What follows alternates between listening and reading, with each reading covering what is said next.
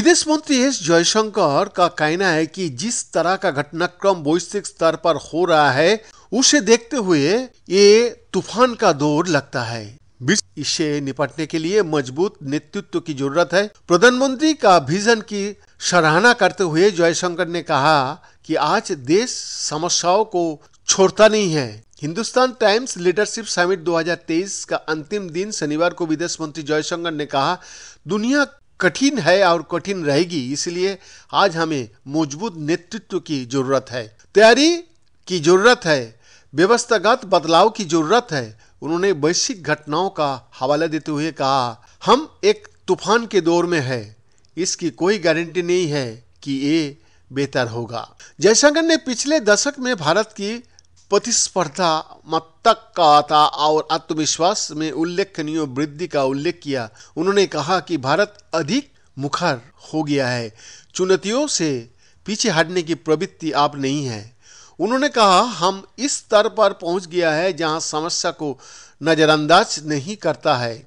उदाहरण के लिए हमने इस्राइल, सूडान और यूक्रेन में जो ऑपरेशन किया है, जब उस पैमाने की समस्या होती है तो आज प्रतिक्रिया आगे बढ़ने की होता है।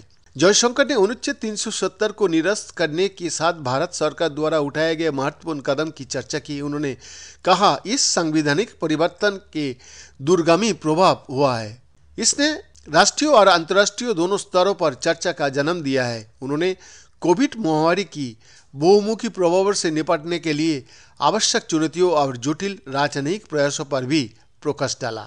जयशंकर ने आगे कहा कि वैश्विक संकटों के त्वरित और प्राथमिक प्रतिक्रियाकर्ता के रूप में संयुक्त राज्य अमेरिका की पारंपरिक भूमिका परिवर्तन के दौर से गुजर रही है। वो स्वयं अमेरिका स्वीकार करता है। उनका कहना है कि अपेक्षाओं में बदलाव आया है, इस मान्यता के साथ कि वैश्विक चुनौतियों से निपटने की बोझ राष्ट्रों के बीच एक साझा जिम्मेदारी है। जयशंकर ने कहा, हम प्रौद्योगिकियों और संचार की आधुनिक साधनों द्वारा सक्षम आतंकवाद का एक अलग स्तर को देख रहा है। इससे निपटने के लिए भी अलग अलग रुख नहीं होना चाहिए। जयशंकर ने कहा कि क्लिंटन युग के दौरान संयुक्त राज्य अमेरिका को अधिक अनुकूल भू राजनीतिक स्थिति प्राप्त थी। उस समय अमेरिकी रणनीतिक सोच ने अंतर्राष्ट्रीय संबंधों में संतुलन की आवश्यकता पर कम ध्यान केंद्रित किया।